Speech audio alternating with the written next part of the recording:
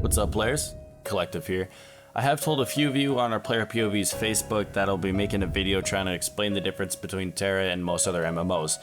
Now, it's important to note that Tera may not be for everybody because it all boils down to what type of an MMO / game you really want to play.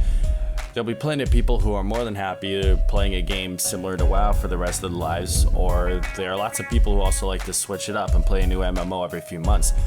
And that's totally fine because it's what the individual player wants that matters.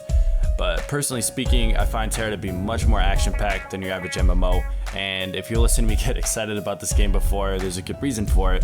Well, there's actually several good reasons for it, but I want to focus on the combat system right away, because it's how Tera is being advertised for true action combat. So what does that mean exactly? To put it simply, it feels like I'm playing an action game as opposed to an MMO. So you have to click to use your basic attack, you have to dodge or block enemy attacks to avoid damage, use like your numbers like 1 through to 0 for different spells, all that sort of stuff, right? But while you're questing, avoiding damage really isn't a huge deal because basic mobs don't deal a ton of damage, or at the lower levels anyway. But while you're in a dungeon, you need to be aware of what's happening, because it can literally take one hit from a boss and kill you.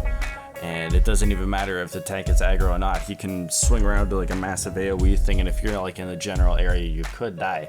So it's pretty intensive. And the combat system is something you need to experience firsthand to get a solid grip on, which is awesome because there's an open beta for Tera starting April 20th. Now, Tera will be subscription based, but that's not always a negative thing though, because in game they sell these items called Chrono Scrolls, and it's like buying a time card for any other MMO but with in-game gold. So if you're a baller, make your money left, right, and center, then you don't need to keep paying to play Tera. So that was combat. As a recap, it's all action based, and it's very important to make sure you dodge and block boss attacks, and it's much more versatile than just cycling through a spell rotation. And hopefully I'll see April 20th. One other major difference I've found though is the scenery. My good God, is this game ever beautiful. And keep in mind, I have an awful computer and these graphics look this amazing. Really can't wait for an upgrade just because of the fact that there's so much detail and artwork put into this game. It's insane. Everywhere from the character models, which are gorgeous, the buildings, which are gorgeous, the monsters and landscapes, which are also gorgeous. Tera is just a beautiful game, and graphically speaking, easily one of the best looking games that I've played in the past year, and easily one of the best looking MMOs I've seen so far. Anyway. So if you're looking into Tera but you're on the fence because you're going to be playing either Guild Wars 2 or Diablo 3 or any other awesome game that's going to be coming out in May, then that's totally fine.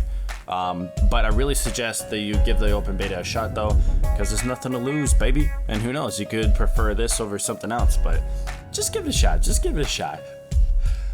Hopefully this helped explain the difference to a few of you. If there's any further questions, post it in the comments or on our forums, which I will throw a link to in the description. But in the meantime, game's on, players.